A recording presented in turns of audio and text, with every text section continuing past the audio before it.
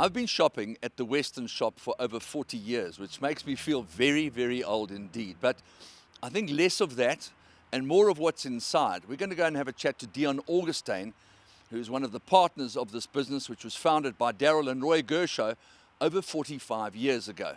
Let's find out why they support the farrier business and how much it means to them as an enterprise. We heavily invested in the farrier sector and general hoof care sector, and we have been for many years. In fact, our relationship with Mustad started back when the sanctions were still in place, but through various ways we managed to secure the relationship, and today we're still representing the brand exclusively in Southern Africa. And we're proud to say that we have direct lines to Hans Mustad and to his directors. They value our relationship and send clinicians to us. Grant Moon was here last year, who's the world's leading clinician. And the range of product we offer is right up there. We probably lag the European market by 4 months, maybe 6 months with the horseshoes. And of course their range includes the workhorse, the sport horse, and importantly the racehorses. The contingency plans that rear their heads from time to time. Kevin Dodd, who had a heart attack, and we're very grateful that you have had this vision to believe that it's something that you're prepared to put a bit of cash behind. Yeah, isn't it amazing how the farriers respond in a time of need, amongst themselves and their colleagues. And I've seen it more than once where they just dive in and assist. That's what we've got to do, is support the community. Andrew, this is a tough job as it is, and when somebody goes down with whatever it may be, just to be able to jump in and help him get some of his workload done, take some of the pressure off of him while he's at home convalescing or recovering, it certainly does make life a little bit easier for all of us. Well, the way in which it was done was serious work, but a lot of fun as well, because you can feel that energy and the speed and the precision with which you get things done makes it very nice for the people who are the recipients of this good deed. Whatever the size of the yard, whatever the fancy nature of the yard is, or however simple the yard is. It's maybe not so much about the trade, although all the guys involved today certainly do have a passion for horseshoeing, and that makes a lot of difference. But we've built a camaraderie amongst ourselves, and we household friends. We'll get together on a weekend and we'll have a bride together, we'll have a beer. We don't see each other as competition. In the old days of horseshoeing, when I was a youngster, it was always a competition to try and get work from one guy to another, and we don't have a whole lot of that going on here in the Cape so much anymore.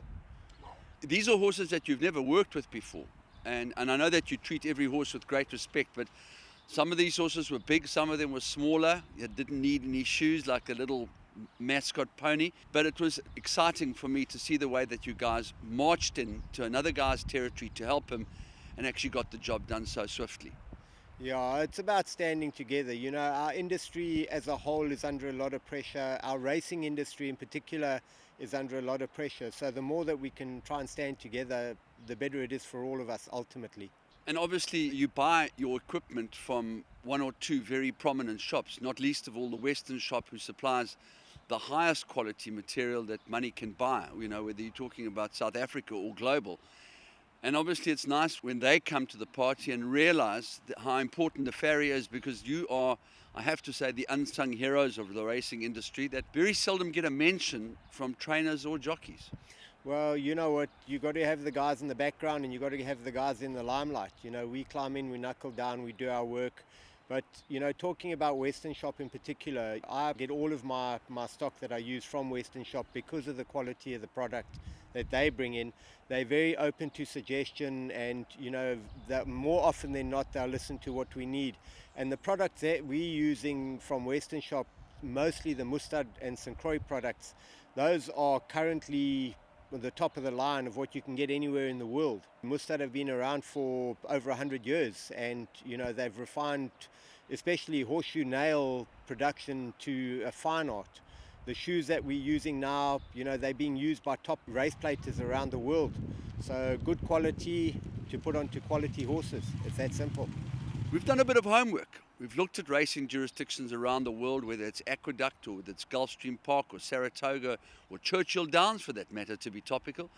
And we've looked at some of the very important differences that we've noticed. What did we notice?